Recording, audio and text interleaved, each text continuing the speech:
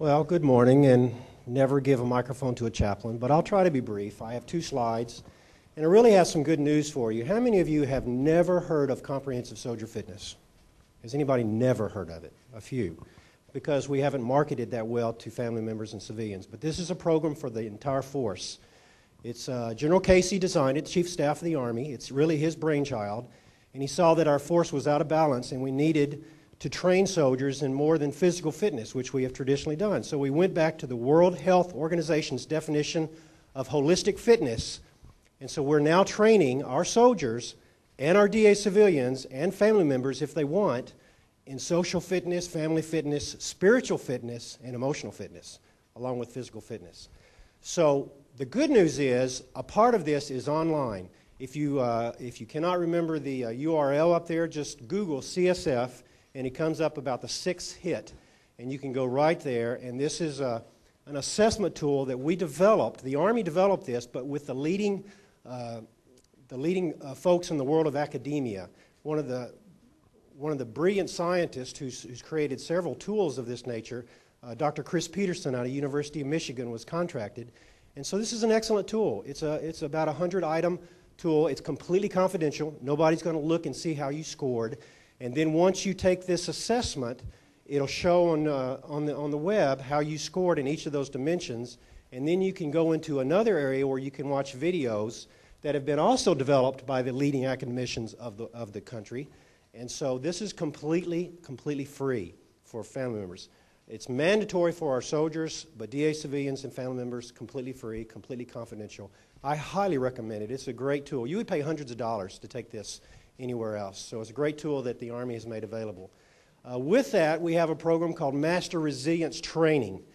So we have Master Resilience trainers that are being trained. We're training about 150 to 300 NCOs a month up at the University of Pennsylvania and also at Fort Jackson.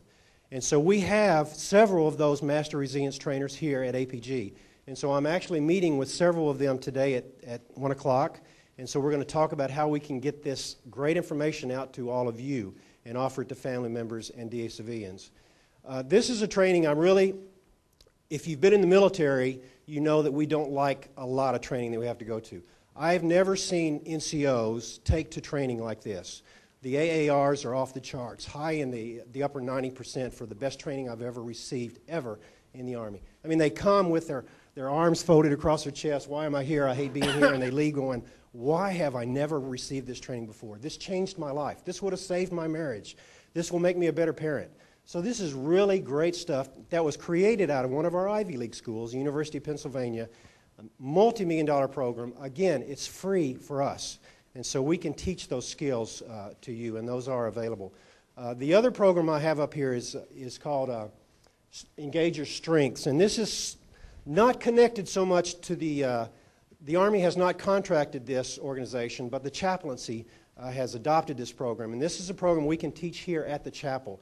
And this is very similar if you've ever taken Myers-Briggs, but it's based on your leadership skills.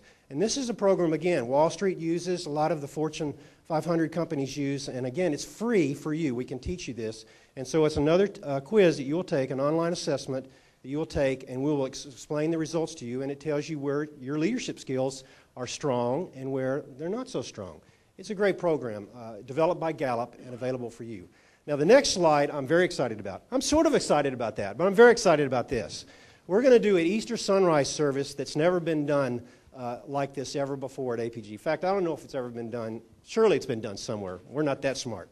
But we're going to meet right behind top of the bay, weather permitting, and that means violent weather. If it's just raining or snowing or just cold, we're still going to meet. 06 Easter morning. This is the good news for those of you who are just not so keen on going to church. No sermon, no offering. We're just going to have a lot of music and a dramatization of the resurrection event. It's going to be really beautiful. It's going to start out right when the sun's just coming up. And then I hope, John, that we can get some of those eagles to fly by right as we're doing the service. And then, and it's open to the whole community. It is from the Christian tradition. And then immediately following that, we're going to come back here, and the men of the chapel are going to fix breakfast for us. So you're very welcome to be a part of that and attend that. And if you have some ideas, we're still formulating what that's going to look like.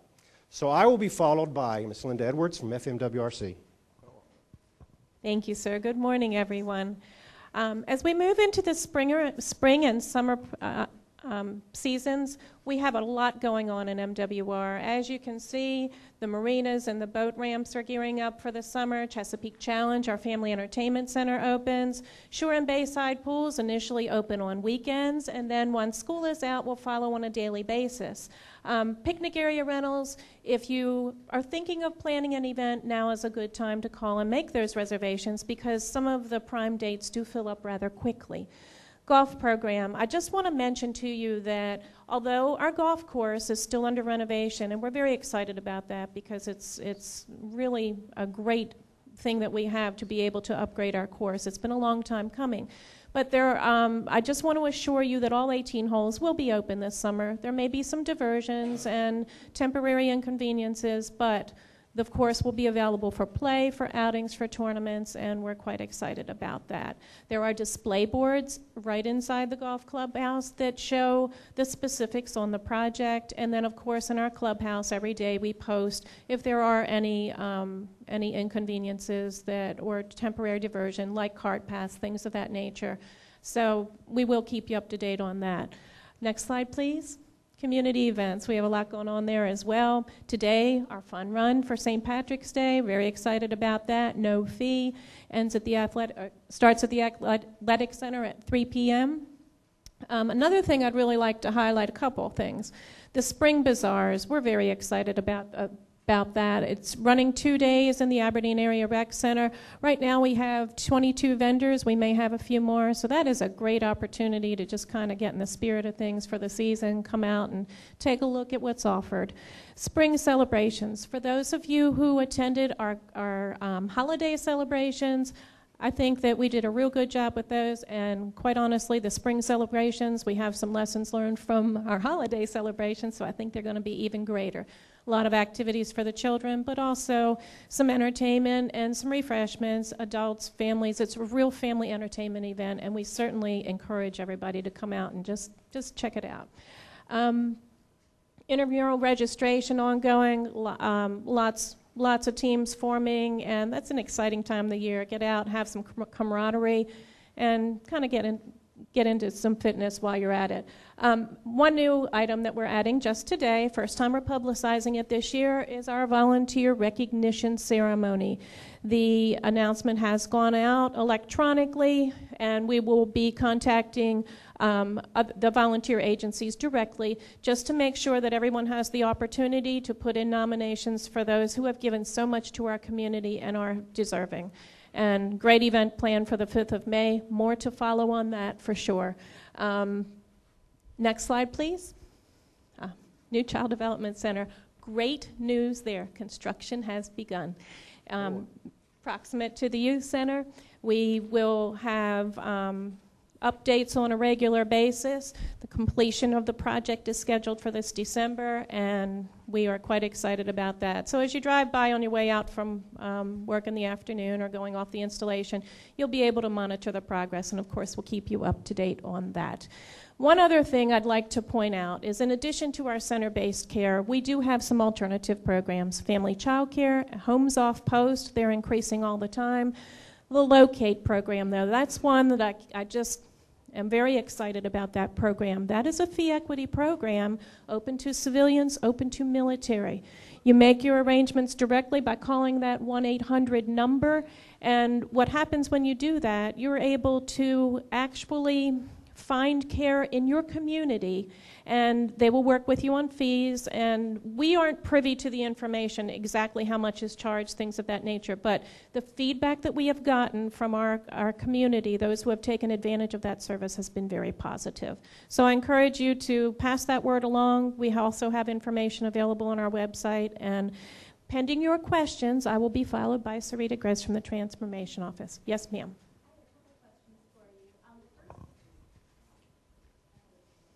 Got it. The first question was on your fun runs. Yes, They're ma'am. usually at 3 p.m. in the afternoon. Is there a reason for that? Because several of us who are waiting for children to come home on buses or pick them up from school are unable to participate in the fun runs.